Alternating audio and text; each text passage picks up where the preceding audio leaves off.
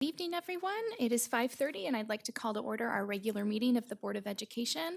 Please, if you are able, stand and join us in saying the Pledge of Allegiance. I pledge allegiance to the flag of the United States of America and to the republic for which it stands, one nation under God, indivisible, with liberty and justice for all. All right, next I would look for a motion to approve our agenda. Yes, Tracy. I move approval of the agenda with the addition of the human capital addendum at our desk. Second. Thank you. Moved by Tracy and seconded by Nikki. Any discussion? All those in favor, please say yes. Yes. Any opposed? Same sign. All right, thank you. Moving on to what I think will be the very highlight of our evening. We have our guest presentation and student performances for Music in Our Schools Month. So I will turn the stage over to our musicians. Happy Music in Our Schools Month to everyone. Both times now that I've addressed the school board in March for Music in Our Schools Month, it has looked like January outside. So it's clear it is my fault, and I will take responsibility for the weather we're having. My name is Patrick Thiel. I'm the Performing Arts Facilitator for the district, and along with Ann Schuler and the Carbon-Eielson Chamber Orchestra, we are proud and honored to join you tonight to highlight Music in Our Schools Month. There's much to celebrate throughout Fargo Public Schools in regard to the robust and enriching music education our students receive through general music instruction, choir, hand chimes, orchestra, and folk dance with over 5,000 elementary students across 21 orchestras, 6 chamber orchestras, 21 concert choirs, 9 select choirs, 13 jazz bands, and 23 concert bands involving over 2,600 middle and high school students. The music opportunities afforded to our FPS students are immense. These music opportunities and experiences are the driving force in developing our students' 21st century skills, critical thinking, collaboration, communication, and creativity, skills that are highly sought after in virtually every profession and every career field. Our district's talented, dedicated, and inspirational music teachers deliver exceptional music experiences to their students day after day, year after year. In recent years, Fargo Public Schools music teachers have been named ACDA Choral Director of the Year, NDSTA Orchestra Director of the Year, NBA Citation of Excellence Award winner, Outstanding Young Band Director of the Year, Jazz Educator of the Year, and the FPS Teacher of the Year. Our FPS music teachers are truly the best of the best. Simply put, we're grateful to have a school board, collective administrative team, and a community that fully understand how essential a first-rate music education is. It's no wonder Fargo Public Schools has been named a best community for music education by the National Association of Music Merchants for the past 20 years. Every stakeholder in this community has played a vital role in earning that distinction.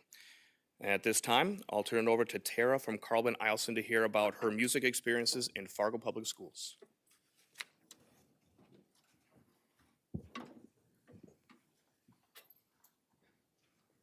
Hi, I'm Tara.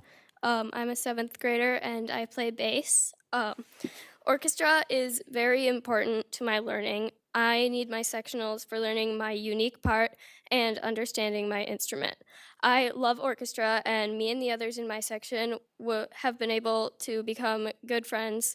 Without sectionals, we would not be as good of friends. Orchestra is awesome. Being in activities with music has been shown to increase your grades in other classes too. Music backs up every other class that we do. We study history and geography when we play music from the past and other cultures. We study science when we produce sounds, listening for intonation and creating chords. We study math when counting rhythm. Physical education comes into play when we are in large group and coordinate our actions to create the music you'll hear here today, as well as the physical effort it takes to play the instrument. We study language arts as each piece of music has structure and form and tells a story or portrays a feeling. We are constantly studying the mechanics of performing my instrument, which helps with my understanding of STEM class. Music is a time of day when I can relax with my friends. I look forward to both sectionals and large group. I can be myself there and am accepted. I feel confident and willing to try more things because of this acceptance. It is an escape from the chaos of my daily life. Music class is the best part of my day.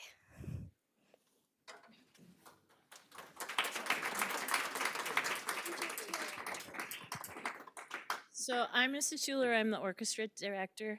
And I want to thank you for allowing us the opportunity to share our love of music with you as we celebrate March's Music in Our Schools Month. Tonight, we will be performing Moonlight Odyssey, written by Matt Turner.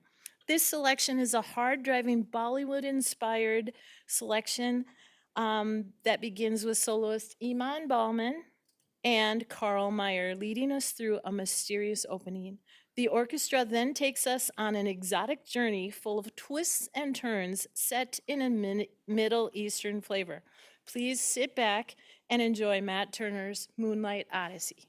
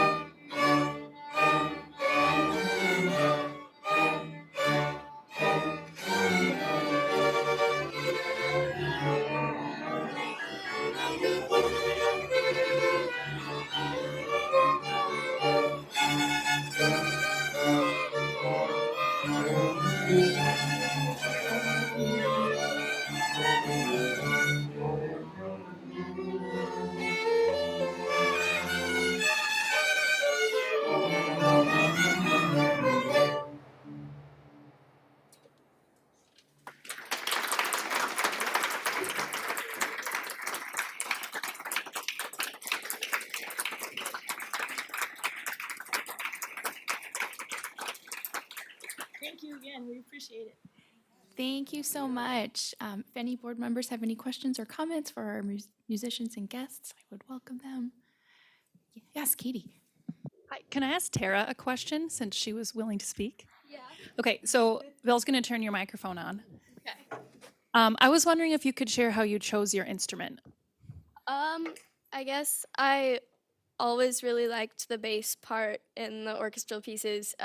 Both of my sisters played in orchestra, but I always really liked the bass part. So, yeah. Wonderful, thanks. I'm also curious, would you have advice to give to someone who maybe wants to play, but maybe they don't want to practice sometime? That's a good one. I don't like always love to practice, but it does really help. I've lately been practicing more often, actually. There was a period of time when I just did not want to practice, but it really helps. Good. So it's normal to have some yeah. ups and downs, but you suggest Yeah. sticking with it. Wonderful. Thank you for sharing. I appreciate that. Yes, Noel. Oh, I just want to say thank you. I love orchestra because my daughter started playing since she was in middle school until she go to high school. So she played cello. And I just want to say thank you. It's awesome. So you guys are amazing. Just keep practicing. Y'all awesome. Thank you. Thank you again. We appreciate it. Yes, thank you so very much. We are going to be taking about a 5-minute break so we can reset the room before we move on to our public comment.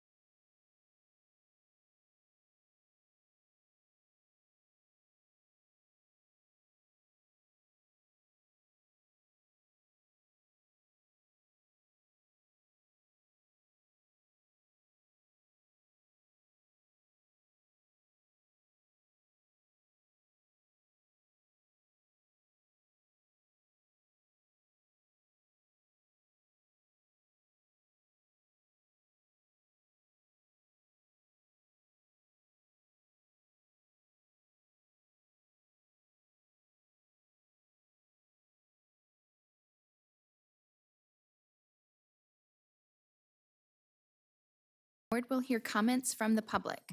We ask that each speaker who has signed up to address the board state their name and home school district for the record. Speakers must refrain from using this forum to criticize or complain about a specific employee or student by name. Vulgar or profane language will not be tolerated. The board is interested in your comments and will listen carefully, but is not obligated to respond to or debate issues in this forum. This evening, 5 speakers have signed up to address the board. Each speaker will be allotted a maximum of 3 minutes. Upon conclusion of the allotted time, a chime will sound and the speaker is asked to conclude. If necessary, a final chime will sound 15 seconds later, signifying the end of the speaker's time at the podium. I will now call our first speaker to the podium, who is Devin Stachinski.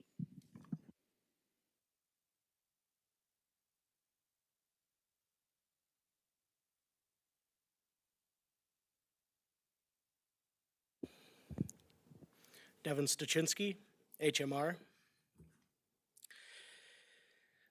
I'm happy you guys are talking about safety a little bit, so am I. I've prepared a statement. Good evening. I'd like to do something a little different tonight. I want to look to the future while utilizing critical information from the past. Allow me to explain. In the coming months, I would encourage every person who is running for school board to do 2 things. First, show up to all the public meetings. It's not hard, I've done it for 2 years. Second, to use this forum to tell students, parents, teachers, administrators, and the board at least one item you see in Fargo Public Schools that needs improvement.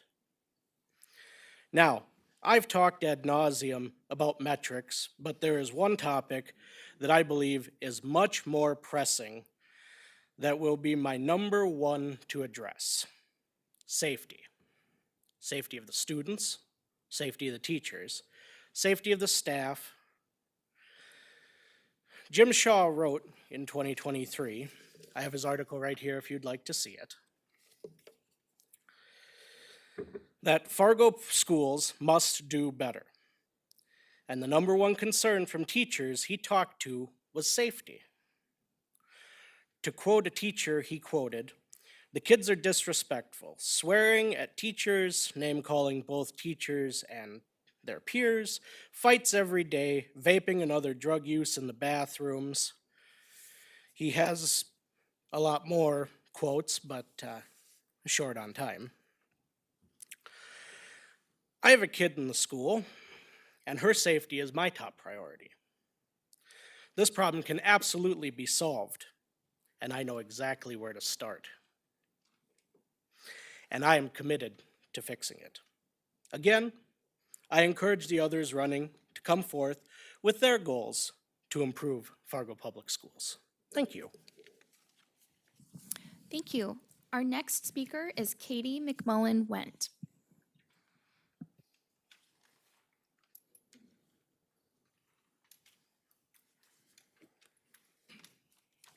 Hi, I'm Katie McMullen-Went. I am a parent of a 9th grader at Fargo North. Both my husband and I are graduates of Fargo schools. I've never really questioned the quality of education that Fargo Public Schools has provided. Up until now, something was brought to my attention about a video that's played in health class for 9th graders called Baby Olivia. This video, which I found out was created by an anti-choice organization, and that sent up a huge red flag. While researching the creators of the Baby Olivia video and the video itself, I feel that it does not meet the selection criteria for instructional materials that is FPS policy. Specifically, I don't believe that it presents facts and concepts accurately or objectively. Live Action, the creators of the Baby Olivia video, state on their website that they exist today to shift public opinion on abortion and are dedicated to supporting a culture of life. The video is misleading and inaccurately frames the embryonic and fetal development milestones, and Fargo Public Schools has allowed this right-wing religious propaganda video into the classroom. I urge Fargo Public Schools to find a different video that is scientifically accurate. I am a nurse, and I want science-based information provided to me so I can treat patients the best that I can, and I expect science-based information be taught to our students. Other schools in North Dakota are showing different videos. There must be other options besides the Baby Olivia video. Thank you. Thank you. Our next speaker is Henry McMullen-Wend.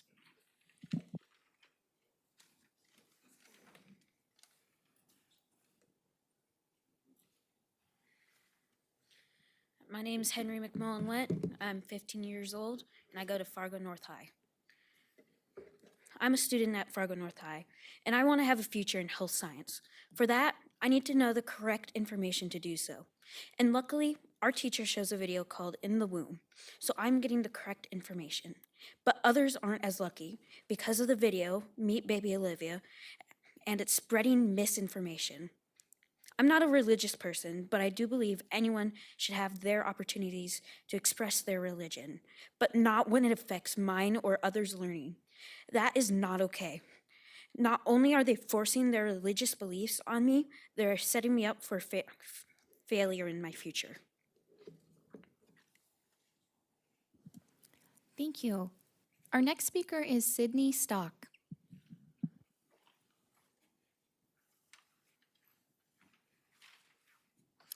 Sydney Stock, Fargo Public Schools. Hi, everyone. I'm the communications organizer at Prairie Action North Dakota, and I'll be speaking on our behalf tonight. At Prairie Action, our mission is to act as a strong, credible voice to create greater balance in North Dakota politics, to ensure policies reflect our values, and to support families and hold elected officials accountable. We work to help people express their values through civic engagement, such as action alerts, like the letters you all received from folks who took action over the past week. There were 105 individuals in this school district who sent a letter to each of the Fargo School Board members, as well as administrators, addressing their concerns with the Baby Olivia video being used in schools. I also wanted to touch on some technical issues that were brought to our attention regarding the letter being unable to reach some of you.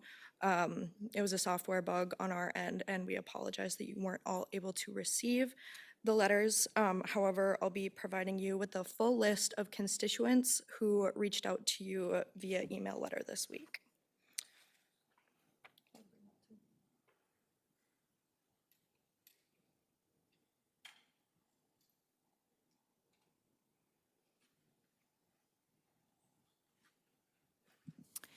Thank you. Our final speaker is Paul Moore.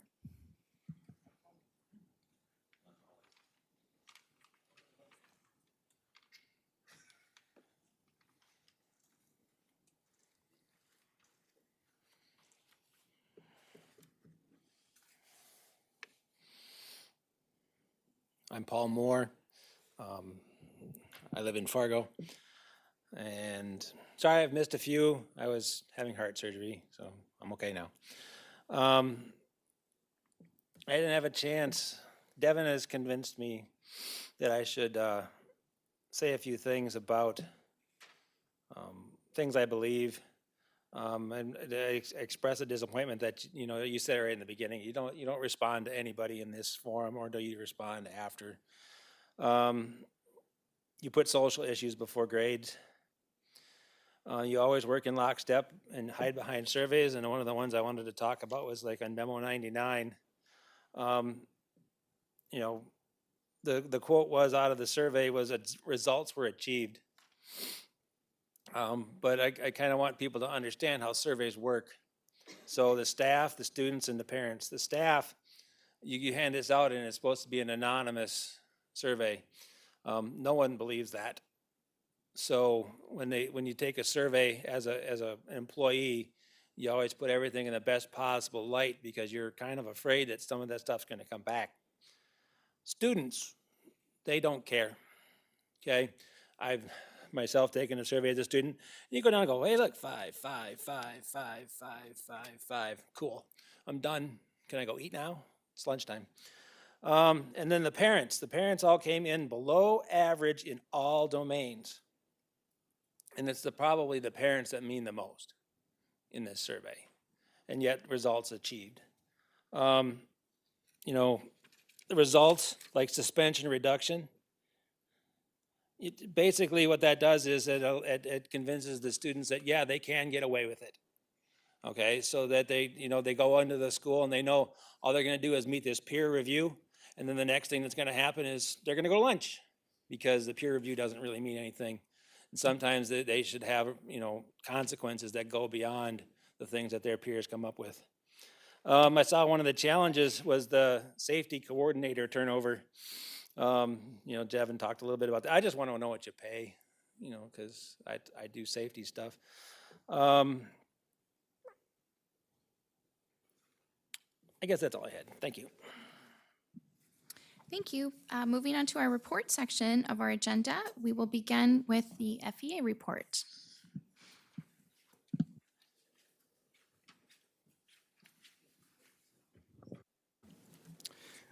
Good evening, President Birkeland and members of the board. Last week, the FEA conducted a fundraiser for our FEA Scholarship Fund. And with cooperation from Dr. Gandhi, we were able to host what we called Athleisure Week, which gave staff an opportunity to wear athleisure clothing throughout the week and make a donation to the FEA Scholarship Fund. And so because of the generosity of our members, we will be able to provide scholarships to graduating seniors from each of the 4 Fargo Public Schools high schools, as well as to a graduating senior of a high school that's not an FPS high school. So that was an exciting week, a good way to come back from spring break as we kicked off Athleisure Week. Last week, we also wrapped up our Salsa Socials, which has been an initiative of FEA to get into every building and get to meet and greet staff in the building and get to hear from them. And staff have really appreciated having that opportunity to be seen and to be heard. At the last meeting, the board unanimously approved the evaluation of the superintendent, which indicated that there were no areas for growth for the superintendent to work towards in the coming year. At that meeting, I discussed how extraordinary and remarkable that is, and how staff in the district pretty much always have areas of growth identified on their evaluations. During my remarks, I asked board members to reach out to me to explain the progress the superintendent had made on 2 areas of weakness that had been identified in the last year's evaluation, which was also completed by the board. No board member has reached out to me to explain their decision to approve an evaluation with no areas of growth identified. One of those areas of growth identified in last year's evaluation, but not this year, was addressing communication with staff. And I know I'm resurfacing a concern again tonight, but I'm doing it for several reasons. Firstly, tonight's the first opportunity to respond to the action taken on the superintendent evaluation by the board about 1 month ago. Secondly, tonight under memo number 100, you are set to appoint an ad hoc committee to negotiate the superintendent's contract with the board. And I'll save specific comments on that for whenever suggested edits are recommended. But lastly, I raised the concern and the question about how you've measured increased communication from the superintendent, because communication is a common theme for improvement amongst staff and parents within memo number 99, which shares the climate and culture survey results. So I don't know if there was doubt in your mind before that I was just speaking of my own perspective, but at this point, there should not be any doubt with a clear consensus coming out of a survey involving staff members, parents, and hearing from the FEA report. Additionally, within memo number 99, you'll note that evidence-based reporting remains an area for improvement identified by current staff, parents, and students themselves. And I acknowledge that transitions within large systems like ours are very difficult and can take significant time. So what can you, the board, really do about any of this? Well, I'd ask the board to put in more resources for supporting the transition towards evidence-based reporting. Specifically, investigate the current plan for summer curriculum writing, where teachers utilize their expertise to support the alignment of curriculum and assessments to an evidence-based reporting model. That has historically been done in the summer because there's often not time for that kind of intensive work to be done within a school year. You, the board, can take action such as amending the budget to ensure educators have access to paid time in the summer to continue supporting the district's transition to evidence-based reporting. And what can you, the board, do about the staff and parents' concerns surrounding communication? Well, perhaps as leaders within our system, it's time for you to go first. To disregard or not respond to the concerns that are brought up to you at meetings is simply unacceptable. I can appreciate not immediately responding and waiting to reply in writing when you can fully consider the perspectives. But if communication is to be improved in this district, you must be willing to model that. Secondly, you, the board, can change your votes, and you have on issues in the past. Now that you've been presented with new data, make a motion to amend the superintendent's evaluation to include reflection of the concern that you are hearing. And again tonight, if you choose to leave the superintendent's evaluation as previously approved, I ask for board members to reach out to identify for FEA leadership which metric you have used to indicate improved performance on communication over the last year. Finally tonight, I want to end with some organizational news that I was able to share this morning with FEA members, the superintendents of the district, and President Birkeland. Laura Haugen Christensen has been named the FEA president for the 2024-2025 school year. Laura currently teaches English at Fargo South High School. She has held various leadership responsibilities within the FEA throughout her tenure with Fargo Public Schools, and she's previously served as FEA president. And so I want to take this moment to publicly thank Laura for her years of dedication to our organization and her willingness to continue advocating on behalf of the educators that we have the privilege of representing. Thank you. Thank you. Moving on to our administration report. There is no report today, so I yield my time. Okay, thank you. Next, moving on to our consent agenda, I would look for a motion to approve it. I move approval of the consent agenda with the human capital actions addendum. Second. Okay, thanks. Moved by Robin, seconded by Namal. Any discussion? All right, all those in favor, please say yes. Yes. Yes. Any opposed, same sign. Okay, motion carries. Our consent agenda is approved. So we will move on to our business section, beginning with business number 8A, which comes to us through memo number 99. And Dr. Gandhi, I would look to you to introduce this, please. Sure. This item is going to be our result monitoring for Strategic Initiative 2. I believe it is the first strategic initiative monitoring for this school year in this cycle that we are doing. Today we have our Assistant Director of Educational Justice, Dr. Jennifer Saar, here. She will be going through a quick presentation for about 10-15 minutes and then answer any questions that you may have regarding the result monitoring report that is provided to you in your board packet. All right, thank you. Appreciate being here. I just wanted to give some highlights of what has been happening since we last had this conversation last March as it relates to Strategic Initiative 2 in the Educational Justice Department. Thank you. Drop the clicker mouse. No, this is fine. Thank you. All right, so the three items that we have generally been reporting on for the last 2 years, the first one being the Climate and Culture Survey, which has gotten through quite an overhaul from our previous reporting. And so just using this opportunity to talk through the lens that, that this is really, again, for us, some baseline data. While we have talked about climate and culture historically, the survey is much more comprehensive and then also being utilized in conversations at our building levels to talk about what does it look like through the district lens, as well as how does it impact the work that's happening at the building. We are on track to give that survey twice this school year. So we did in the fall, and what you're seeing on the screen now are the results that we have from the elementary, the secondary, the parent, and the staff survey. You can see the goals listed as well in terms of a percentage of what we're hoping to aim. And so certainly there are some pockets that we have some definite room for improvement, that we are developing some conversations around what does that look like as we are inching closer to our spring administration. And then also you can see in some of our other pockets where we have been able to hit that mark. Again, as we've transitioned into this new climate and culture survey through Cognia, the survey, I think, as we're moving into it, right, has served as an opportunity for us to realign some thinking, and recognizing that we've strongly recommended that those survey be given to both elementary and secondary students. So trying to look through that lens of how do we, we have control over some of that. So how do we make some enhancements to that as we're moving forward?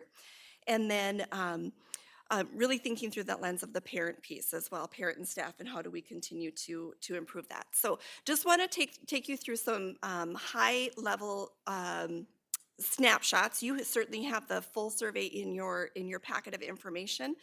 But the way that Cognia works is all of the questions do funnel into 5 domains. So you can see from each of the surveys that were administered what that looks like in terms of overall response.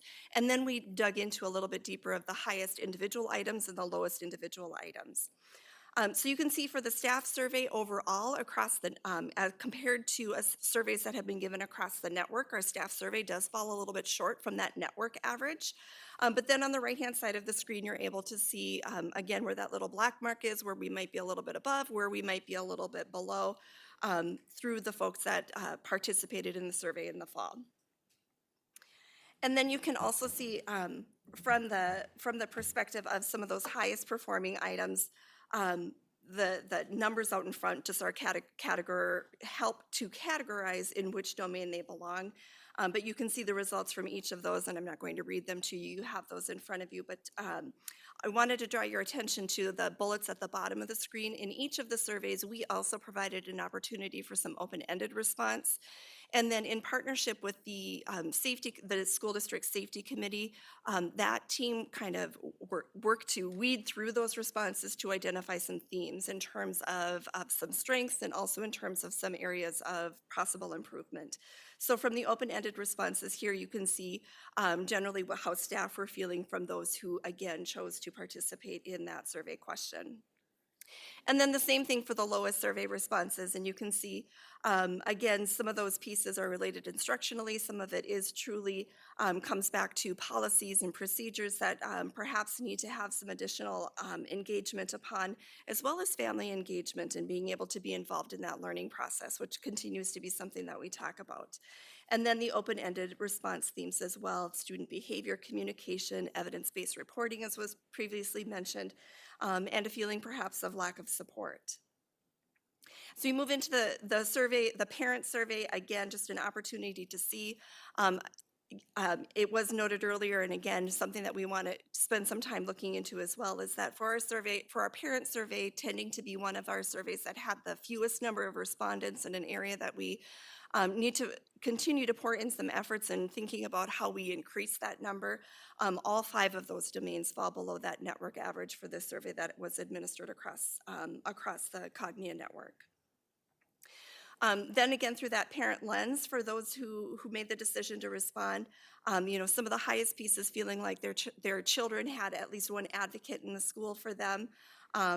Certainly some positive feedback regarding the technology that's available, and that there's a variety of access of information.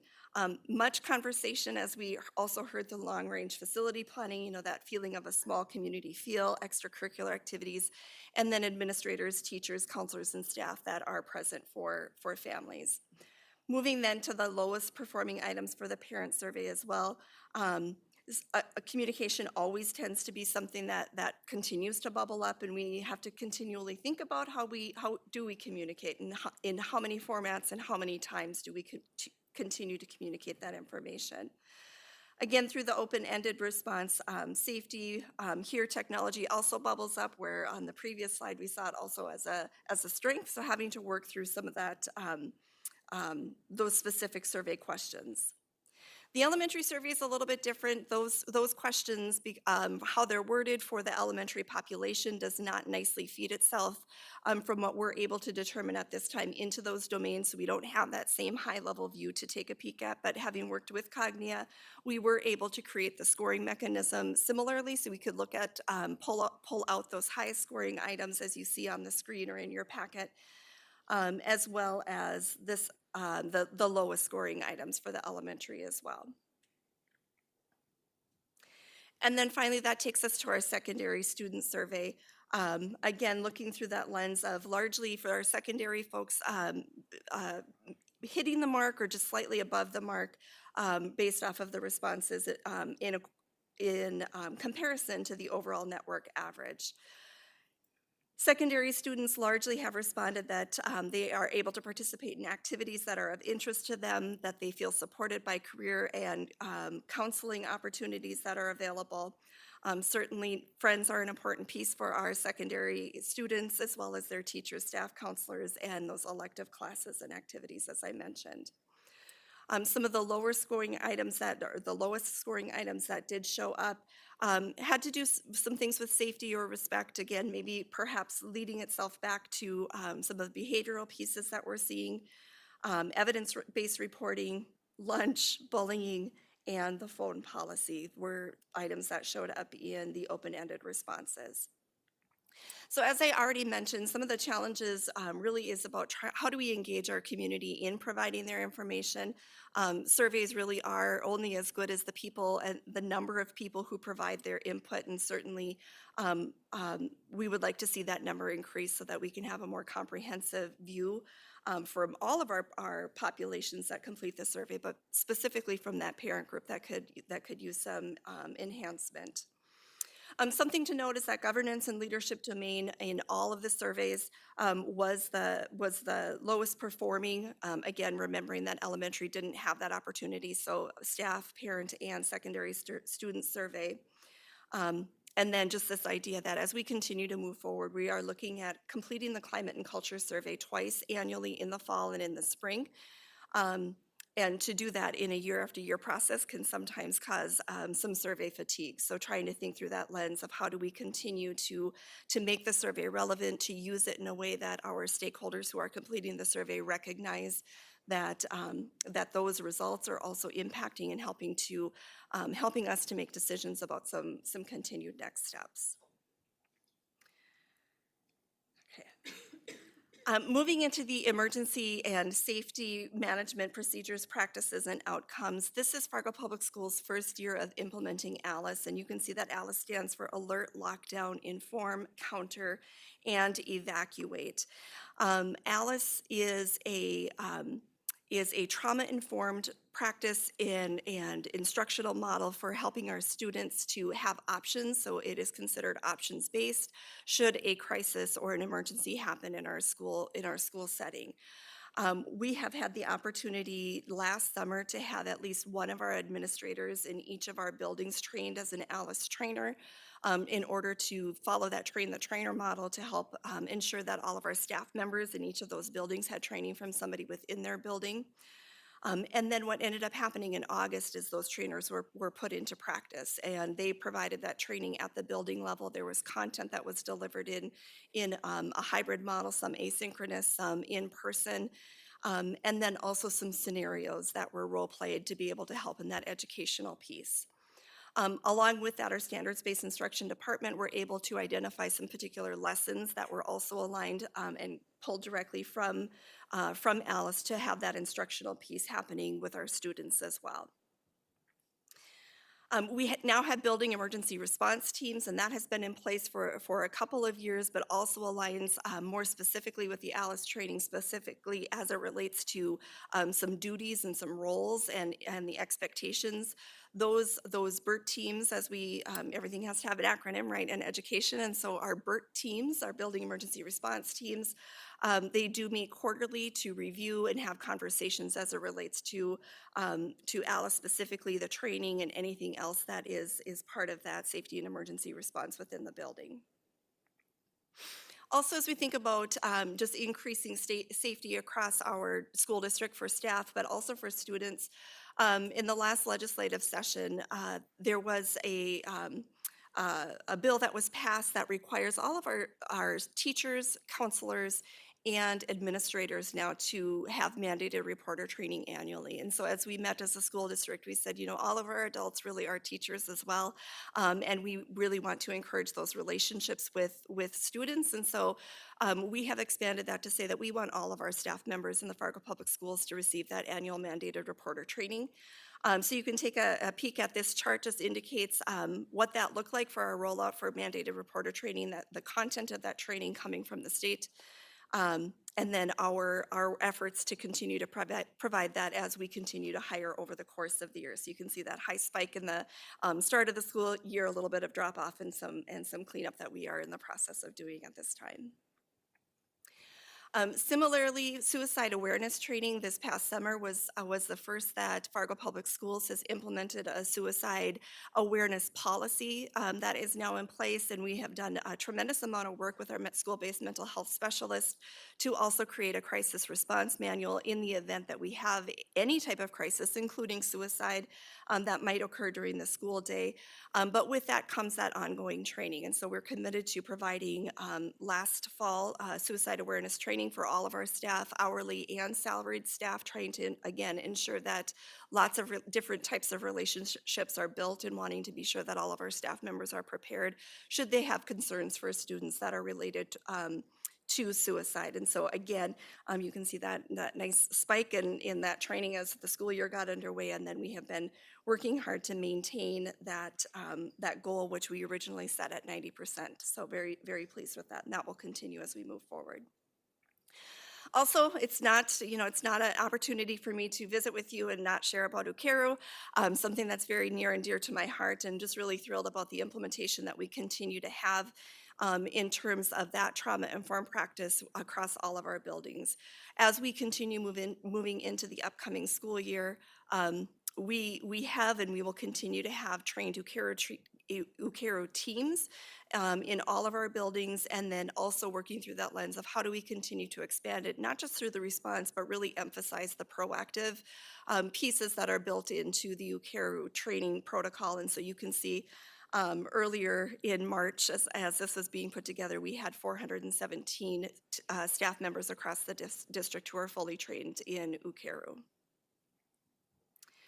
Similar to that, we also continue to train and have teams at our school buildings trained in nonviolent crisis prevention, often referred to as CPI, CPI being actually the company that puts forth that nonviolent crisis intervention training for us. And so we have been increasing the number of school-based trainers that we have, or district-wide trainers that we have to provide that training, and continuing to be able to provide those preventative and proactive measures, thinking through the lens of de-escalation, but then also being sure that we have team members who are fully trained and certified in the event that a restraint would be necessary in order for a student or staff member's safety. One of the pieces that we have been monitoring over time, and what you're seeing on the screen now, is our office discipline referrals, our majors. And so typically we refer to those major office discipline referrals as things that are administratively handled. Our minors being something that is handled more at the classroom level or by the teacher or other adult in the building. And so it's not uncommon for us, because students do spend the majority of their day in classrooms, it's not uncommon that when incidents occur that we do see that spike, or that what appears like a large number happening in one location. We would expect that and hope that, because that's where we want our students primarily to be. Now, do we want it to be that high? Of course not. We're always looking to think through the lens of how do we continue with our PBIS plans, and all of the other work that we're doing as it relates to climate and culture to find ways to reduce that. But it's something that we continue to monitor and try to think through the lens of what is this data telling us, and how can we use that to help inform future plans or in the immediate response to students. And so tied to that also might be some suspension data. And so on this screen, what you're seeing is the out-of-school suspension trends over the last 4 school years, including this year, which was, again, through almost the end of February in 2023-2024. What I want to draw your attention to there is the red arrow that's pointing down. You can see where in each of our secondary buildings here, we implemented, trained, and onboarded a restorative conference facilitator to help our secondary buildings with some training, with further expansion of restorative practices. Certainly it's something that, right, is in our Fargo Public Schools philosophies as well. But what you can see from that onboarding of that restorative conference facilitator and the training that was required to go with it. So I want to be real specific that it wasn't just about a person who came in and was able to help with some of that reduction, but it was also the professional learning that was associated with it, and in the thinking about how do we respond differently when there are behavioral incidents like we saw on the previous screen that are occurring in our classrooms. So that collection of data, again, sometimes while alarming, it also helps us to be able to say, how can we think differently about how we are responding so we can continue to build skills and shift mindsets either of our students or of our adults as we continue to work with students over the course of the school year. Our restorative conference facilitators do both preventative work and responsive work.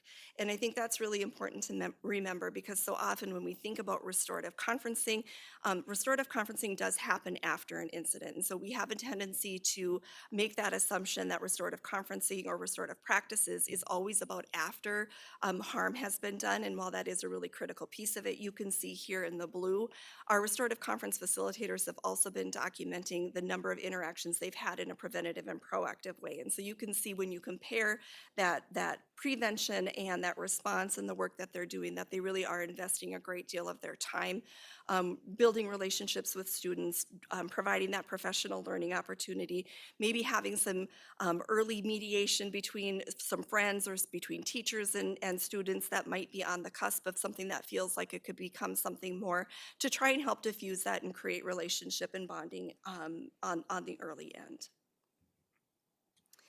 As mentioned, and as it relates specifically to this portion of emergency response and safety, we have been going through a safety coordinator transition this year.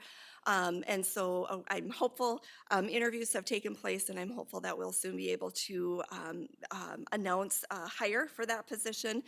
And so many of us have been trying to pick up some pieces and fill in the meantime there. And so that has been a little bit challenging and has halted probably some of the progress that we otherwise could have made. Some of the other things, right? Time is always an enemy with everything. There's never enough time, and I'm sure all of you feel that way as well. But so getting in our ALICE scenarios, our refreshers, onboarding, and training in general, whether it's related to ALICE, whether it's related to CARES, CPI, always having to think about what makes the most sense to have that training and understanding and ensure that our folks are being properly certified, and balancing that against either available time within the contract or budgeting outside of the contract. And so as we think about next steps specifically relating to emergency and safety, emergency response and safety, we will continue that work in enhancing and improving our consistency with the ALICE training next year and ongoing scenarios. So rather than having kind of a one-shot as what happened this year early on, but trying to embed that into opportunity to practice ongoing throughout the year. Also, we'll continue our work with the emergency response manual that has been started, a little bit halted. We need to get back at that to get that accomplished when we have our new safety coordinator on board with us. Also, we've had a lot of conversation, and it was some additional information in your packet regarding the code of conduct, code of character, conduct, and supports. That has been drafted, many eyes on it. Safety committee, our building principals, and a variety of other committees have looked at that to offer some feedback. And then it's been in the process of field testing across all of our buildings with the intention of any final edits being made as this school year rounds out, so that it will be a firm implementation across all of our buildings in the 24-25 school year. One of the pieces that we discovered this fall as we were doing the mandated reporter training and suicide training specifically is that we were not equipped, and we have to do better at making sure that all of our employees are able either to read or to hear the training in their native language, to make sure that we are meeting and ensuring that they have all of the skills and training that we're wanting to provide to everyone, that they have access to it as well. And so that's something that we're working on as we look towards the 24-25 school year. And again, tying back to restorative practices, we are in the process of developing a recidivism tracking tool.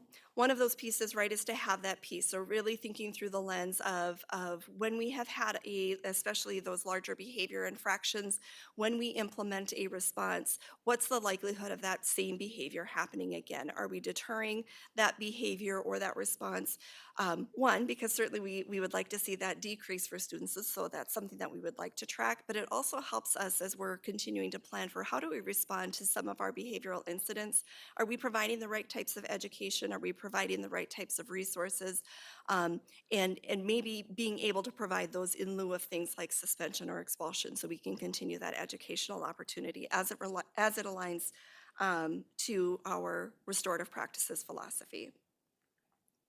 And then moving into the last portion of this particular share out, it has to do with student support services offered, utilized, and the resulting outcomes. So as we talked about last year as well, this now is our third year of partnering with Family Healthcare to provide any of our school required immunizations that keep kids in school in the fall. And this year we had the mobile unit visit all of our schools but 4, because it was in all of our schools but 4 that parents had indicated a desire for their child to get caught up on their immunizations so that they could maintain enrollment and practice in the school. So you're able to see kind of how that has increased over time between the number of events that we've held, patients that we're seeing, and the total number of vaccines given as a result of that partnership. And essentially, right, the number of kids that also then were able to stay in school. Our Native American education program this past year has been able to offer a variety of activities as it relates to cultural events, educational opportunities, and just been very excited to be able to expand some of that unique cultural learning for our not just our students, but also for our staff members. All of our school buildings have had the opportunity to benefit from our cultural specialists this year. That maybe looks like training in some buildings. It might look like student groups in other buildings. And so just it has been a great opportunity to expand that cultural awareness and understanding. Our student wellness and family facilitators continue to do amazing work as well in the school district. Their primary focus being, trying to help students who might have some mental and behavioral health concerns that are bubbling up get connected to services, whether it's inside the school or within the community. And so you can see across the years again what that has looked like in terms of active cases for our team. Recognizing that the green bar is through the end of February. So that's currently where we were at in February. At this point, we have 13 student wellness and family facilitators who are serving all of our campuses. And this is a little bit hard to see. It's lots of data and information here, but also recognizing that anytime a student has stabilized, we try to close those out as much as possible so that we can not interfere with any kind of academic learning as much as possible and return students to Tier 1 soon. But if students do require additional support, if it's a year later or 2 years later, certainly we stand ready to serve those students and their families in order to reduce those barriers and keep kids in school and getting the services that they need. So you can see kind of a snapshot over the years of what those referrals look like coming out of each of our buildings. Sometimes that can shift or ebb and flow based on programs that might be in some schools one year and not in another year, but also is reflective of how demographics across our school community or across our Fargo community continue to change as well. This is always an interesting piece of data that we take a look at too. The student wellness and family facilitators, when they first were, before they were known as SWIFTs, before they were known as student wellness family facilitators, they were known as dropout prevention coordinators. And so that has been a role that has continued to evolve over time. So graduation has always been an important piece for everyone, but because of the origination of the student wellness and family facilitator in terms of being that dropout prevention coordinator, we've always spent some additional time really taking a look at that. And so what you see on this graph across the years are any students who have been part of the Student Wellness Family Facilitator Program at any time during their educational career with the Fargo Public Schools.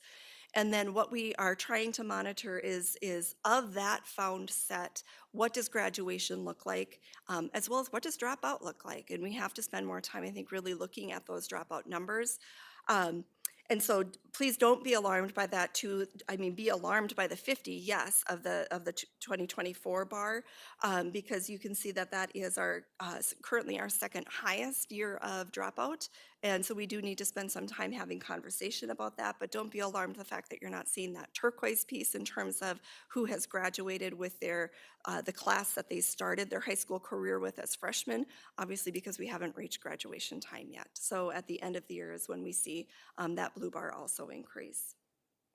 Just as a point of reference as well, when you see cohort 0, that is just recognizing that for those are seniors who started with their freshman colleagues or peers, I should say. If you see cohort +1, they were a 5-year graduate, cohort +2, a 6-year graduate, cohort -1, an early graduate.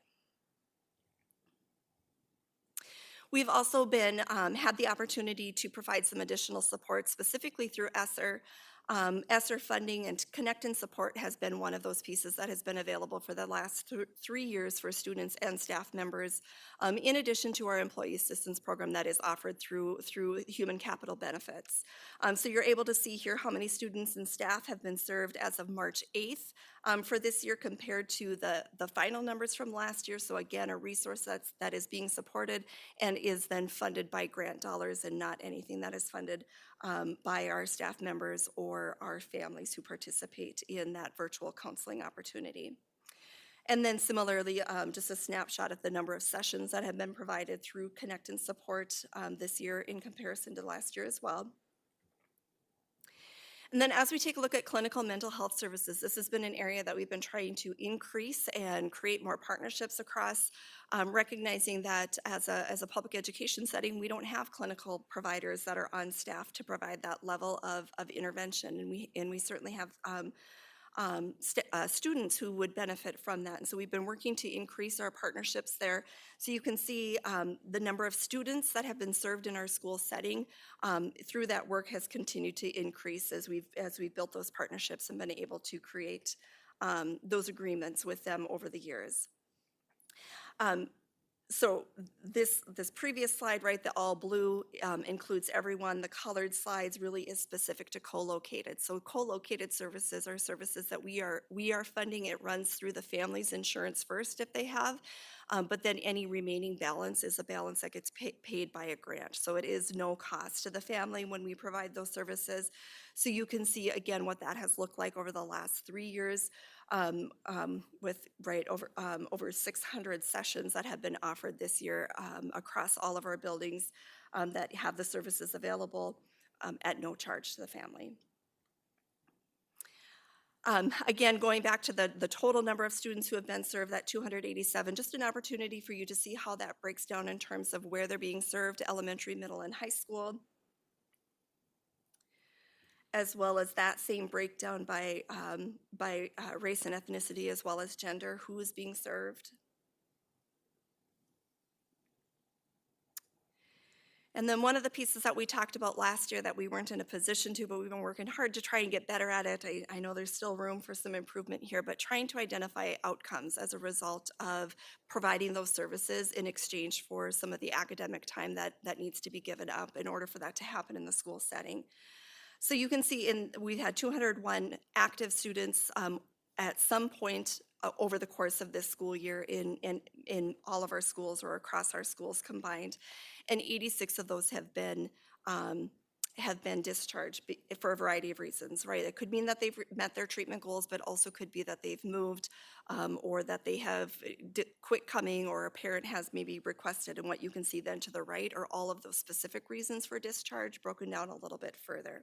So of our 86 that have been discharged, 24 of them were able to reach their treatment goals as a result of providing those services.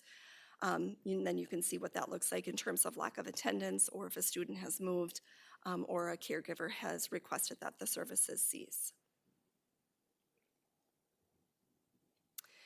As we get to the end here, very excited that we are just on the very cusp. I hope you have seen it, whether it's in the newsletter or posted on social media, but very excited to be partnering with the Cook Center for Human Connection and parentguidance.org. We now have available to any of our parents, our staff members including, because many of them too are parents, an opportunity for free coaching. And so what does that coaching look like? It's all virtual, can happen at any time of the day that is convenient for the parent. So even for our parents who might work during the, might work at night or have more of their awake hours at night, there's parent coaching that's available to meet their needs as well. Can happen as often as weekly virtually, but also that schedule is catered to meet the family's need as well. All of that, again, being free of charge and available. Texting to that provider is also available, kind of that in the moment, can you help me with this? I'm struggling with this situation in my home right now. And so having a parent coach that is able to provide some in the moment coaching in addition to those regular sessions. And then the mental health series that we're very excited to be able to offer. We've had a lot of conversation as it relates specifically to social media, the effects of gaming, things like that. And so that's what we're looking at being able to do throughout the months of April and May. Again, wide open to anybody who has the QR code. It's just a quick little registration and anybody is able to join us, but it will be parentguidance.org that will be facilitating those sessions. And then finally, I know it's been mentioned at previous sessions, but we are very excited to be on the brink of partnering with AASA and the JED Foundation to be one of 15 schools across the district that was selected to pilot the district comprehensive approach for mental health services. And so what you see on this slide, can't necessarily get down into the words, the text is pretty small, but you're able to see the 7 factors that really go into their comprehensive approach that was built off of their high school model.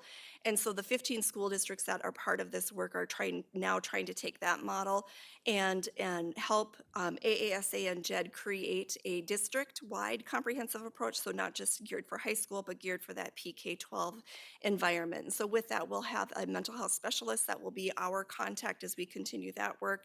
We just received our district self-assessment that we are in the process now of deciding what will that look like, how will we gather that information, so then we can use that in a data-informed way to not only feedback to, right, something that it will be available across the nation, but certainly pour into the work that we have started in the Fargo Public Schools and help us to identify additional holes or areas that we can continue to improve upon as we move forward. Some of our challenges as it relates to providing some of these services is the private and regular building space, specifically around that clinical counseling and mental health support. Transportation will always be a barrier. We recognize that, and with that too, excited that we're starting to have more conversations with some community partners who are willing to come to the table and think more collaboratively on that piece as well. Clinical wait lists, staffing, right? Those are pieces that all of us across the community are struggling with. But then, as I had mentioned too, trying to find that right balance in sacrificing an academic period of time in order to provide that mental health and social and emotional well-being service for students has to be something that we continue to look at too. And then we always run into some issues with funding or insurance lapses that can sometimes get in the way of that. But we are, with our partnership with the district comprehensive approach, we're excited about our continuation and our expansion of services. Some of those that we have just started, but just recognizing that there will be opportunities for us to continue to build out that model as we work forward. Have been continuing to start and have conversations with James Hand based off of what comes from the long-range facility planning piece, thinking through the lens of any buildings that might be built or any buildings that might be renovated. How can we think through the lens of a mental health suite to provide some of those private, smaller spaces that we can bring in some of our outside providers in a real private way. And then, of course, as I mentioned, the district comprehensive approach recommendations. So with that, I'm happy to answer any additional questions that might exist. Thank you so much. So to start our conversation, I would look for a motion. Yes, Robin? I move that we accept the reasonable progress has been made in RSI Strategic Initiative 2 for the 2023-2024 school year. Second. Thank you. Moved by Robin and seconded by Tracy. Yes, Robin.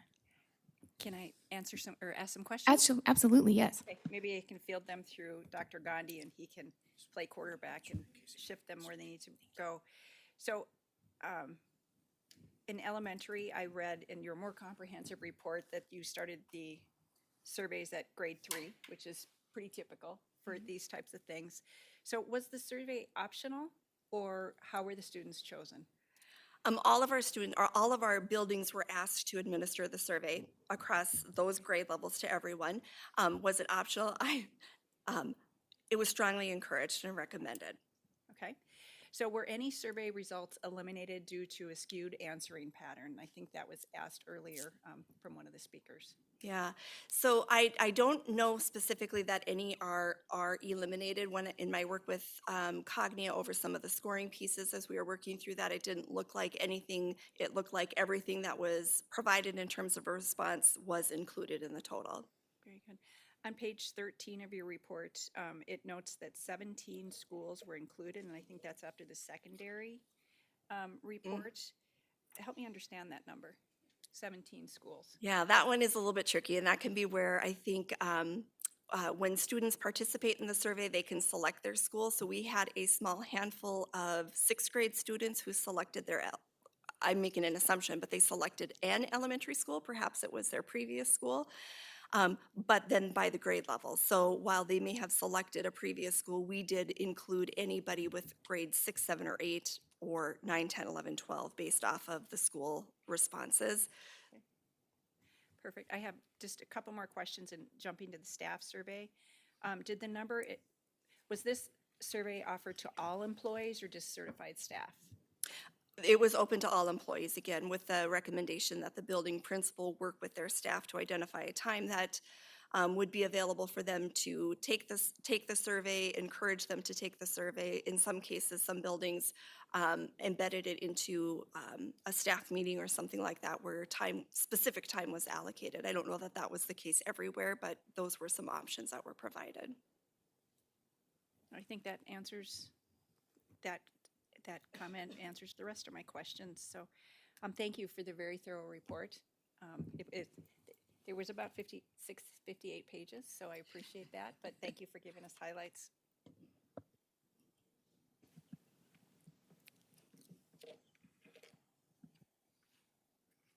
Okay, yep, Nikki? Thank you so much, Jen. I appreciate it as well. I know a lot of work went into this, and thank you for all you do. I just had a quick question. Page 49 is where it ended up being printed out, but with the UCARO teams and then the CPIs, UCARO says 417 people of 350. Does that mean we actually trained more than we were even aiming for? Correct. Yeah, our goal for this year for UCARO was 350, 150 for CPI. We intentionally try to have more of our team members at the building trained in UCARO, which is a little bit lower level response, and trying to think through that lens of de-escalation and preventative response versus a restraint response, which CPI is more than restraint, but just trying to think through that lens. So in both of those cases, yes, we have trained more staff members than what our goal was.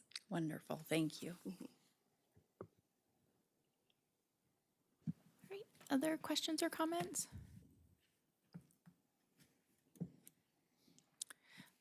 I do have one question only because it came up a few times tonight. So I think I heard in the open-ended results, people mentioned communication. And I don't know that we were given the open-ended results, and that's a pretty vague topic. So I'm wondering if we would be able to look at some of those, because I think that could mean a lot of different things depending on how the open-ended question, how it was answered. Mm-hmm. Okay, thank you. Yeah, and so I think obviously when we go to the third business item today, we're going to talk about the Unified Strategic and Operational Plan. And one of the things that's going to be really helpful in doing for us as a work is kind of also allowing us to consolidate some of our work as a district where that would help. So I think earlier today, when the comments were made about communication and the open-ended survey, uh, prior to this school year and us setting kind of some of these measures, two separate things. We had the Cognia Climate and Culture Survey that's given a couple times a year, and then we also recently had the HR survey that went out. I think that was based off of the HR survey that went out. I'm making an assumption there, not wanting to speak for some of our speakers, and that data will be available in a publicly available dashboard. It's just being finalized and available to board members and to everyone as well. Okay, and that does make more sense, so thank you. All right, any other questions or comments? All right, with that, Anne Marie, would you please call the roll? Nelson, Yes. Newman, Yes. Christensen, Yes. Clark, Yes. Day, Yes. Gullickson, Yes. Holden, Yes. Parkland. Yes, motion carries. Moving on to item number 8B, the Ad hoc Superintendent Contract Committee, which comes to us through memo number 100 from me. So I will just very briefly introduce this. To be completely transparent and honest, I thought the fairest way to select the committee was to draw your names. So that is how the committee was selected. I think all of you are eminently qualified to do this work, so that was how you got to where you are. But with that, to have any conversations, I would look for a motion. I move that we approve the ad hoc committee of Katie Christensen, Nikki Gullickson, and Seth Holden, with Seth serving as the chair to meet with Dr. Gandhi to review the superintendent contract and propose any changes at the May 14th board meeting. Second. Thank you. Moved by Robin and seconded by Namal. Any discussion or questions? All right, with that, Anne Marie, would you please call the roll? Newman, Yes. Christensen, Yes. Clark, Yes. Day, Yes. Gullickson, Yes. Holden, Yes. Nelson, Yes. Parkland. Yes, motion carries. Moving on to our final business item of the evening, 8C, the postponed motion for the Unified Strategic and Operational Plan. Dr. Gandhi, do you want to give a short refresher intro? Or, Yep, just wanted to make sure that that's allowed, because it's a oh, is it? motion we're bringing back. As a postponed motion, it just comes back before you as it was left, so you're a discussion of this motion that was on the floor. Okay, so we can immediately enter into discussion? Okay, thank you. All right, Dr. Gandhi. Yeah, well, I mean, perfect timing, because I'd love to do the discussion as well. So I think just first and foremost, I want to say thank you to the board members for giving it the due diligence of giving it a month to kind of go through and be able to ask clarifying questions. We do want to make this the most important document, because we are using this document to drive all of our work as a school district, be unified in the outcomes that we want to achieve, and then also, as I shared at the last board meeting, use this to drive our resource allocation and be the starting point for our budget allocation process that we're going to use for the next school year.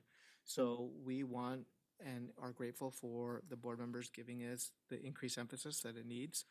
But I think the reason that we're moving towards this unified operational and strategic plan is because I think the result report that you received tonight is a great example.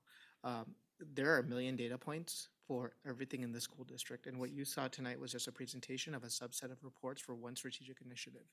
So multiply that by 6 strategic initiatives across our school district, and there are 1 million different things that we could be focusing on at the same time, with everyone having their different standard of success. Similar to what you just referenced regarding communication, one person can look at the same set of data for one piece and see something very different than someone else, depending on the way you frame that data. So I think it's important for us as a school and a school district to have a unified set of outcomes that we want to measure, and then also be able to use to see if the strategies that we are employing as a school district are actually improving those outcomes or not. And that's what the whole process of strategic prioritization does. And what we have done by unifying our strategic and operational plan is by saying that every item in our operational plan now becomes a strategy that we are using to improve the measures that we have self-identified for our strategic plan. That doesn't mean that the operational plan that's presented to you is comprehensive of every scope of work in the school district. It just never will be. But those are the priority strategies that we want to use for the measures that we've identified. This is going to be year one of us doing this work. It has been challenging to even just get everyone on the same page about what are the same outcomes that we should work with, much less than be able to cascade that down to every level of the organization. And we are talking about work for the 24-25 school year. We appreciate and want to go through this process consistently on an annual basis.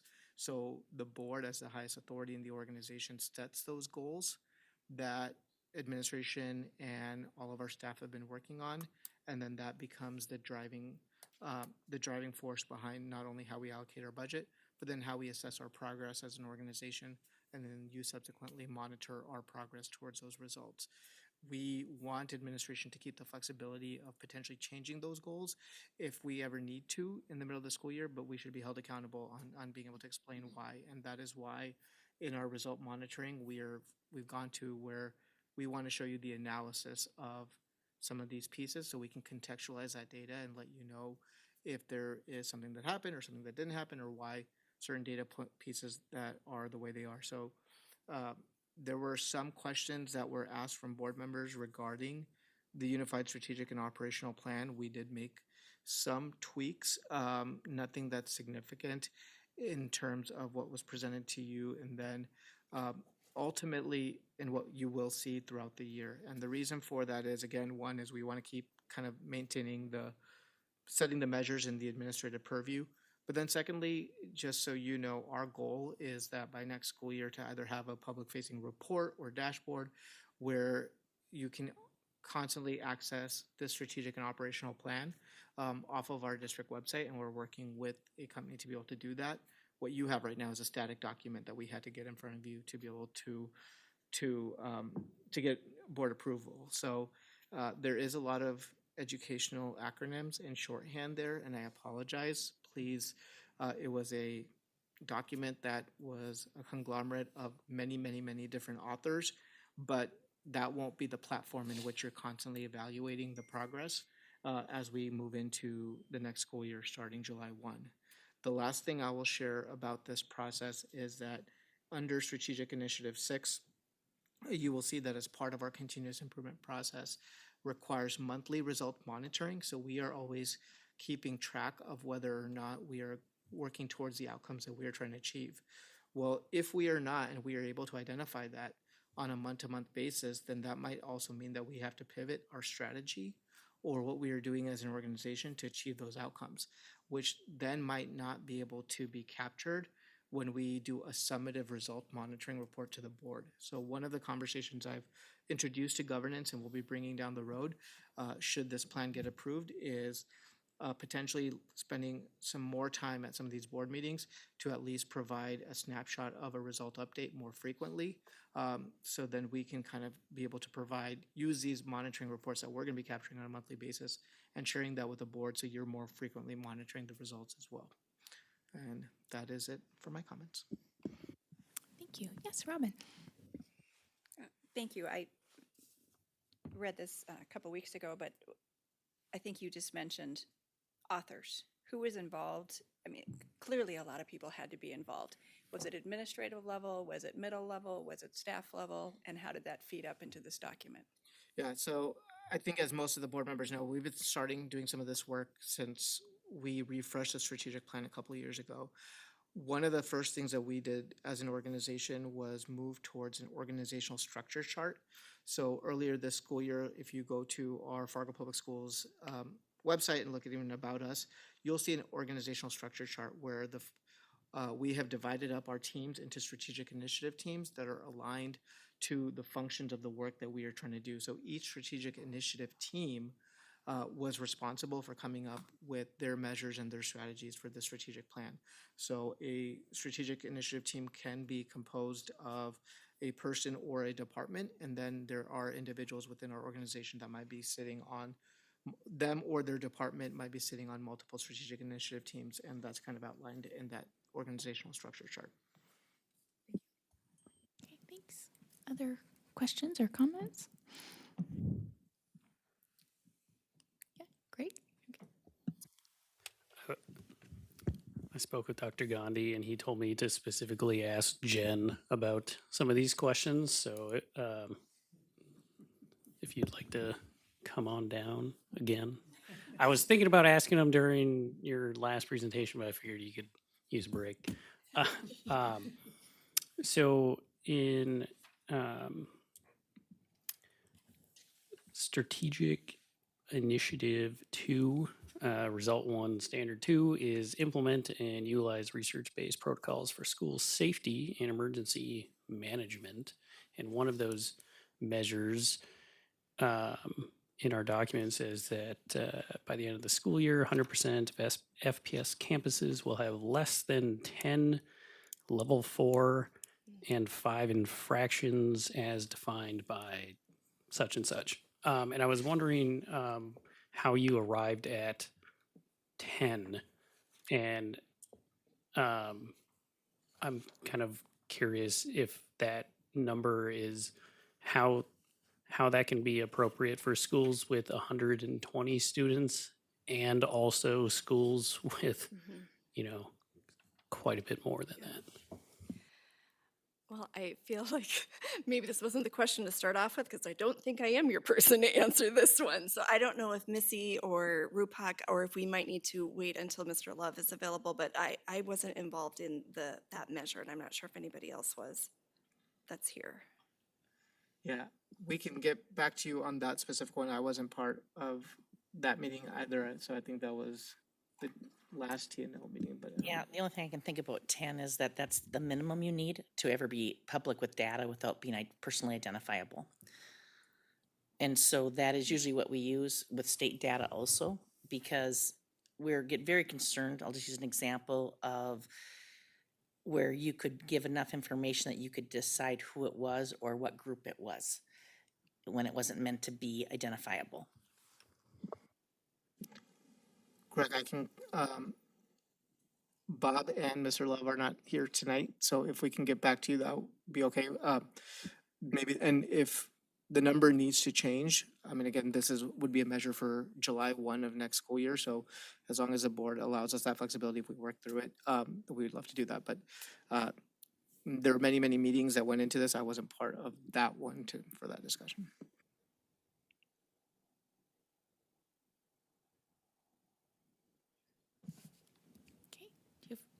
Do you have a list of I questions? have Okay, I was more. assuming, but Anyone wants to I'll yield. So jump in and, you know, stop me at any point to ask their own. One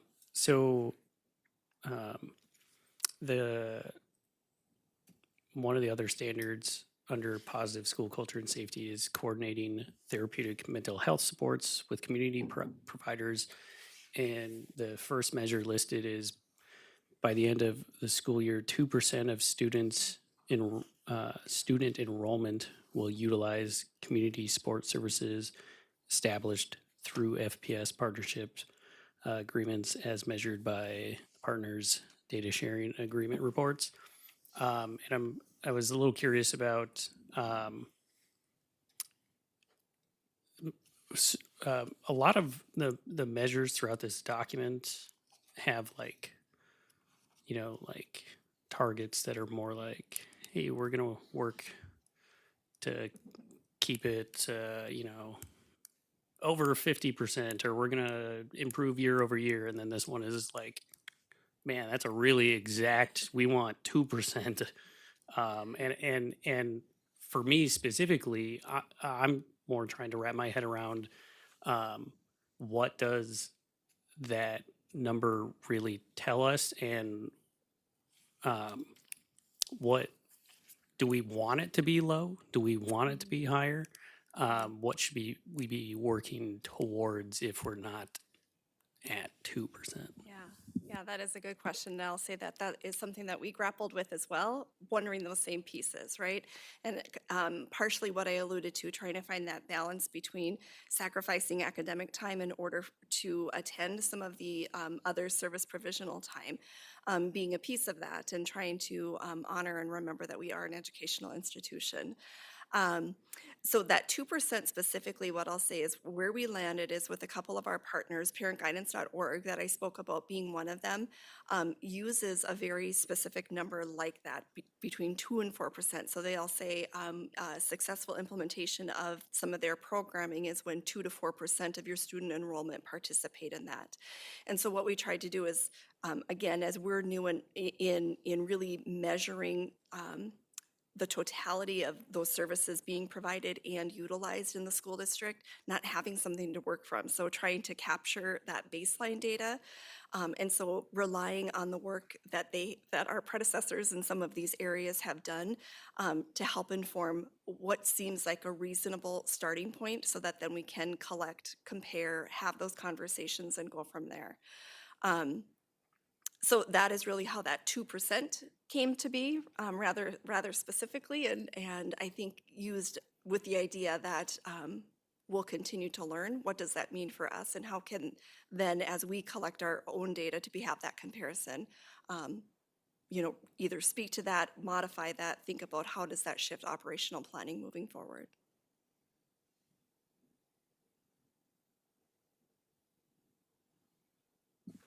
I think I only have one more that I was told specifically to ask you. Sorry, read my notes here.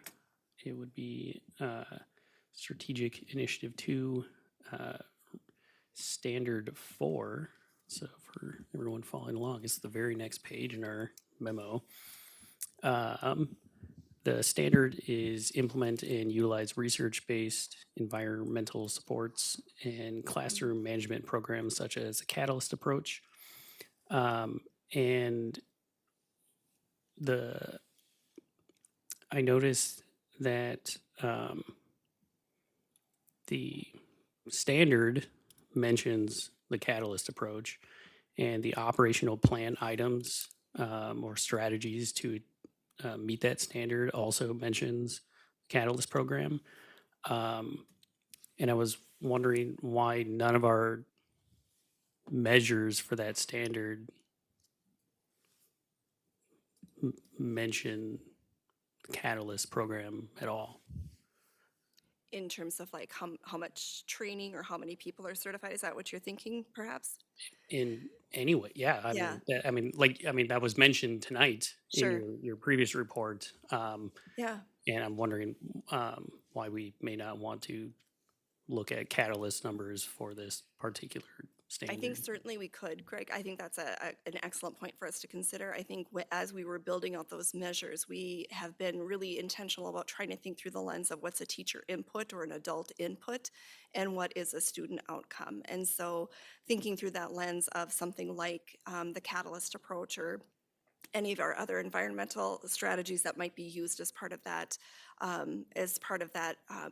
the specific result, is trying to think like, certainly we need the teachers to be trained in order to get the outcome, but what we were trying to capture is how do we measure the outcome of the Catalyst approach and the implementation and utilization of those skills and strategies that are embedded within there. And so I think that was more of the lens of why you see many of our climate and culture survey questions in terms of the evidence of Catalyst being implemented. Yeah, I mean, I can appreciate that response, but the very next page of the document mentions a lot of stuff about what percentage staff are going to have UCARU training and whatnot. So I guess maybe that was Sure. a different lens through that one. Yeah, I think those pieces, we did move them down one level. So they are all in, and I'll have to make sure I call them correctly, but under the measure, then we also have our activities that we're doing. We do have how many staff are trained in those activities for Catalyst, and we also have them marked for this year, the 23-24, so they didn't show up on the report the board, I think, received. Is that correct, Rupak? And so I think we have 4 measures that we're looking at around Catalyst, but they all are on, we haven't finished them, so we haven't changed them to the 24-25. Does that make sense? Yeah, and I can touch base on this too. And this conversation is part of the reason that we are doing this work. So when this was one of the meetings that I do remember that we were part of, we talked extensively because I think originally going into this school year's strategic plan, we had measures for UKERU, PBI, Catalyst, and so forth. And what that then does, and I think as most of the board members know, that we had a board member site visit with Catalyst last year. It's something that we're really pushing. But the challenge is, outside of like resource allocation for Catalyst too, from the teacher end, we can't capture the utilization of Catalyst because it is like a proactive strategy. It's how you enter your classroom environment, how you communicate with your students. So the only way that we can capture the implementation of Catalyst is through their certification program, which is quite extensive. But we may have lots of teachers that are doing Catalyst, but not necessarily getting certified, is one piece. The second piece of it, this has been the grappling conversation with us and why we want to go through that unified strategic operational plan is we want to focus on the student outcomes on the back end. Because as an organization, should we be prioritizing, if Catalyst is one of the big approaches for trauma-informed care, do we need to be pushing getting as many staff as we can Catalyst certified? Or do we need to be focusing on which classrooms need trauma-informed care and then equipping the tools with the principal or whoever's coaching that teacher?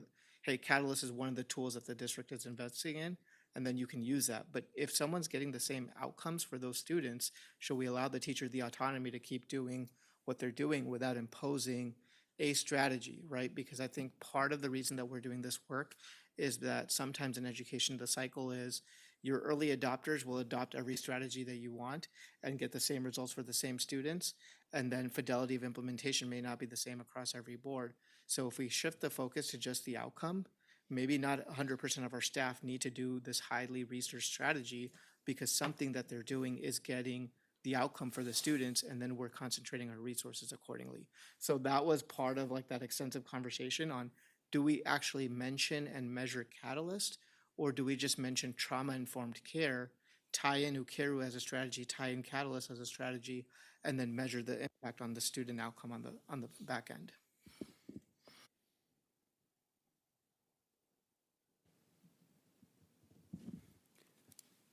Yeah, like I said, I think that's totally defensible. I just was kind of thrown by that lovely thing you just said that I'd agree with was not applied to the very next standard where UKERU training was mentioned.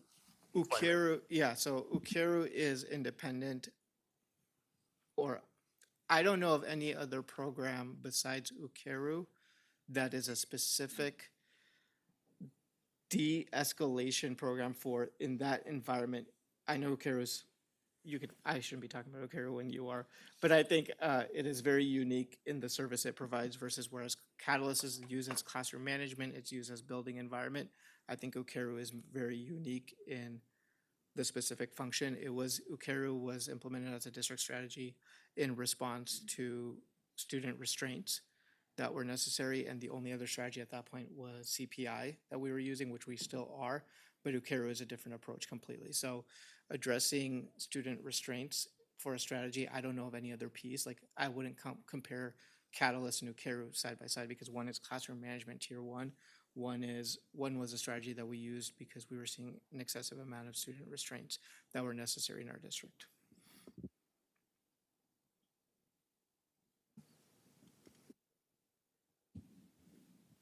I think that's all the stuff I had for strategic initiative 2.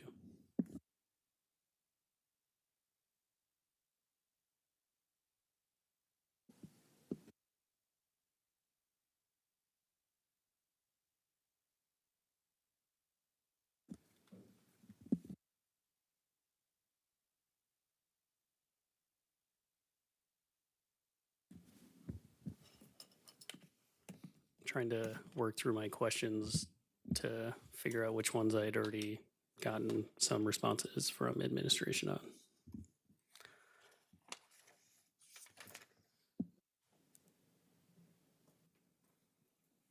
while Greg is looking, are there any other questions? Okay. I do have one just sort of very broad general question, and it sort of ties to some of the things that Greg mentioned in that there's a lot of specific percentile and aims, and I'm just going to use as an example the strategic initiative one, the tiered instruction. Like 95% of freshmen and sophomores should be on track to graduate, and then like 80% of elementary students. And I was just wondering, are those metrics guided by where we have been, or are they more guided by this is a national standard where this is where we want to be? So I'm just kind of seeing like how lofty is this goal, I guess, is maybe another question I'm asking.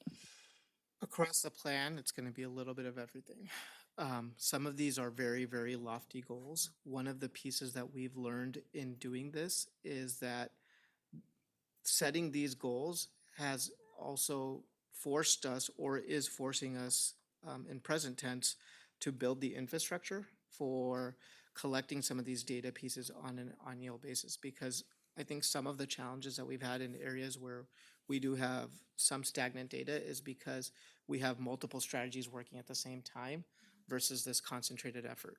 So one of the pieces that you'll see in Strategic Initiative 6 is a requirement that for any of the measures, specific measures at data points in Strategic Initiative 1 and 2, we will now be building out or requiring 4 data points a year, 2 per semester. That's going to require additional data collection that we didn't even have on, or we don't even have in this current school year. That's going to shift some of our practices, whether it's on student assessment or informal assessments, not formalized standardized testing or anything like that. But so we can have that continuous improvement process. Another example I can give you is that student activities, for example, a lot of that is based on our student activity survey at the end of the year. But for the purposes of presenting it to the board in a summative fashion, what we have done is we've only been presenting to the board by unique student number. So there's 1 N for every student and how they felt about each of their activities. Well, what that does is it generalizes a student that might be participating in multiple activities at the same time for the purposes of the board report. But now that we're using this plan to shift to continuous improvement, we are now having to build out the infrastructure where after each activity season, the students will be participating. So then we can use that to communicate with the coaches and say, here's what your specific activity, here's the results of that, and then drive improvement on more frequently if we need to as well. So I would say that each individual team set their measures. Some were lofty goals because we don't have a baseline this year and we're going to kind of see how it goes. Some are probably based on national standards or partnering, like where Jen got that 2% from. And then some are probably just based off where we have been or tied to other goals that we may have had. Yes, Robin? I have more of a comment. How I would word that more simply is what gets measured gets done. I mean, and that's how I build my operational plan at work. But to provide some history, any of the goals that FPS has had for my time on the board, once we hit the goal, we raise the goal. And that is the whole purpose of continuous quality improvement. And so I would see these as a living document and something that we're always striving for. And I've never seen in my time on the board something as laser focused as tying the operational plan to the strategic plan. So I appreciate the format and the effort that has been put into it. And it really does provide clarity for staff at all levels so they know what to focus on. And there's buy-in across the district, it sounds to me, from the org structure. So I appreciate the work. Yeah. Greg?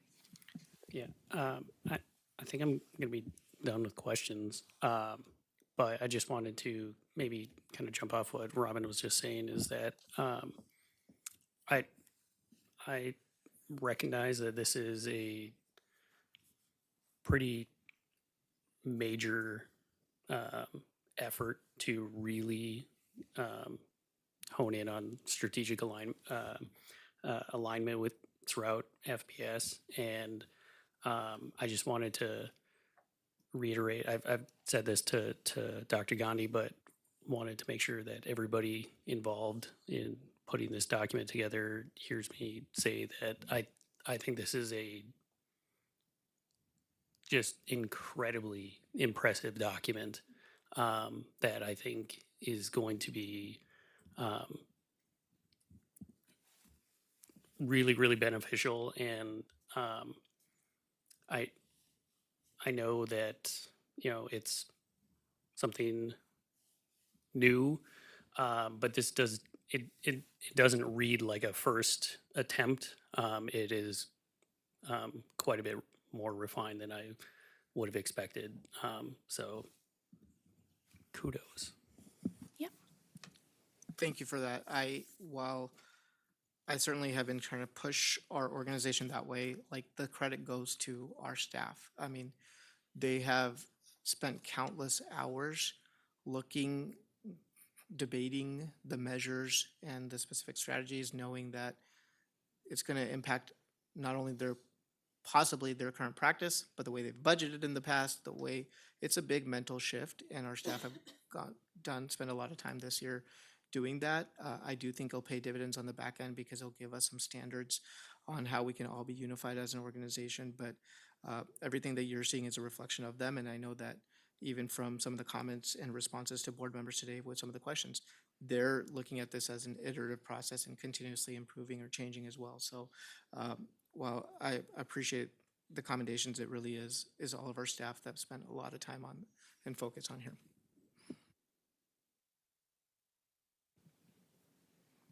Other comments or questions? All right. Yeah, I will just echo my applause to everyone that put what is clearly a lot of work into the document.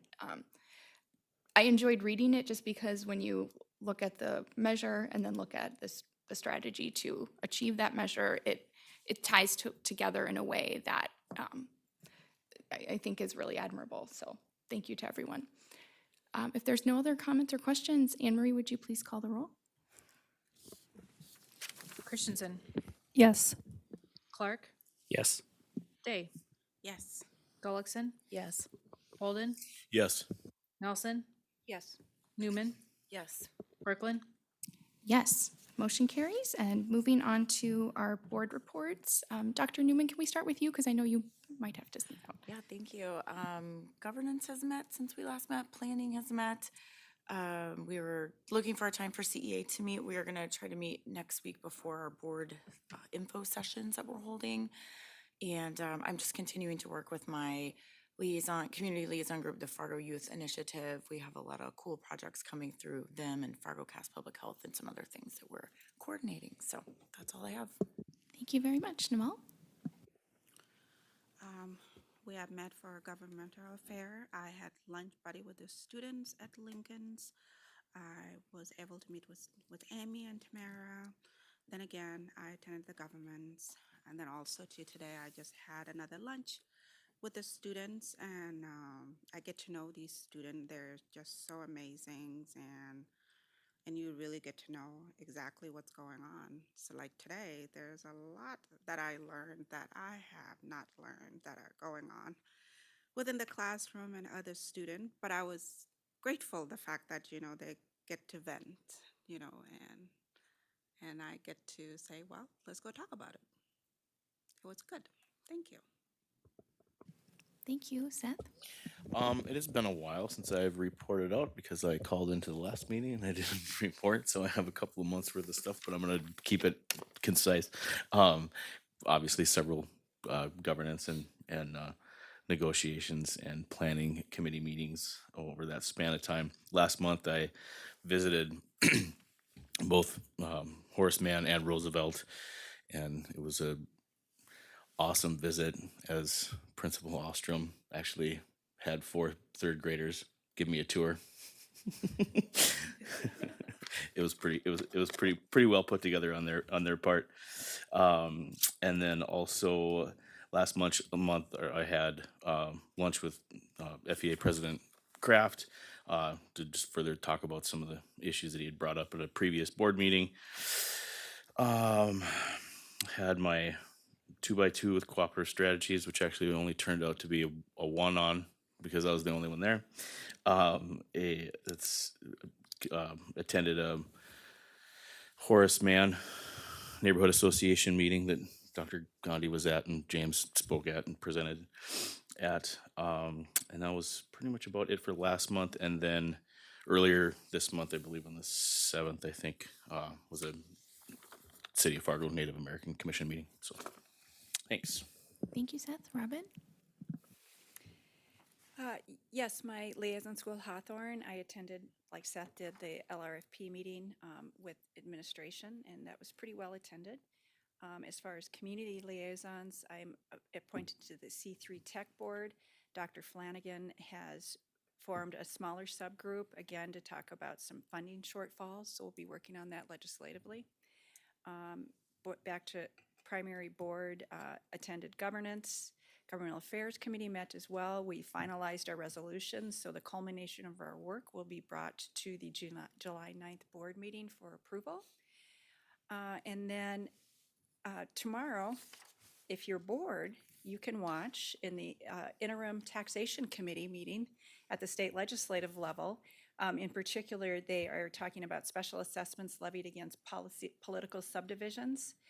And really what that's saying is, can one political subdivision tax another political subdivision? And is it double taxation? And it's way above my how I could explain, but I'll pay attention and I'll report back. But one of the things here was in the statute, authority for a political subdivision to levy special assessments against property owned by a political subdivision. Polysubs with special assessment levy authority are statutorily authorized to levy special assessments against property owned by a political subdivision and to levy property taxes to pay for special assessments levied against a political subdivision's property without a limitation. So there's a lot of taxing entities taxing each other, so I don't even know what that paragraph really said that I just read, but I know that this is a big issue for our neighbors in West Fargo, and one of the colleagues from West Fargo will be presenting at that. So I will provide, the meeting starts tomorrow at 9:30. So. Is it virtual or? Oh, yeah. Okay. Oh, yeah. Great. I'm on vacation, but I'll be Oh, watching okay. that because that's my Wonderful. life. Okay. Well, thank you. More soon. Okay. Great. Thanks. Nikki? Thank you. Couple of things that are not exactly board related, but a little bit tied in. For National PTA, we attended our legislative conference. So we went to the Hill and we spoke to our senators. And that's important to bring up, I feel, because some of our topics were digital safety of our students, gun safety for our students, and continued family engagement. I also wanted to share that North Dakota PTA had their Reflections celebration. And for people who aren't familiar, that is our artists. And we also have a special artist division. That was last Saturday. It was held at Fargo North, and many of our Fargo schools, and our Fargo North school in particular, had several winners, first and second place, and then will be moved along to the national competition. And then we've got negotiations coming up Thursday. Thank you. Great. Thank you, Nikki. Greg? March 4th, I was at the Hawthorne Community meeting for the long-range facility planning. And the next day, on the 5th, we had government affairs. The day after that, I met with Dr. McKenna to discuss stuff related to Strategic Initiative 5 in our now approved unified plan. And Dr. Gandhi was able to join in on that conversation for a little bit. And then the 18th, we had planning committee. And on the 19th, our health insurance committee met, and they do a lot of work and get through a lot of information to make sure that the health insurance offered to our employees is in good hands, and they're got to make some big decisions coming up, but they're doing a lot of good work. Great. Thanks, Greg. Katie? Yeah, since our last meeting, I attended our Governmental Affairs Committee meeting. I had one-on-one meetings with both Dr. McKenna and Dr. Gandhi. I met with the Leave Bank Committee. And last week, I spent a half day at Discovery Middle School visiting the library. I visited a level ABC autism special ed room. Spent some time in a science class where the students are growing fast plants. They were really proud of that. And there was a lot of terminology used that I did not understand, but they seemed to know what they were doing. And then also automation and robotics, where the kids were building windmills. And then last week, I also attended the Kennedy PTA meeting. Great, thank you. Since we have last met, we had a planning meeting and a governance committee meeting, which everybody has mentioned that was there as well. And then on March 12th, I attended the Hawthorne Neighborhood Association meeting where Missy Eidsness and James Hand, I thought did a remarkable job about talking to the neighborhood, and a neighborhood that's very proud and very attached to where they live. So I was really grateful for having both of you there. And then I'm also on the calendar committee, and stay tuned because we will soon have a calendar before the board to approve. That is about it. Our next meeting will be on April 9th. It is 7:28 p.m. and we are adjourned.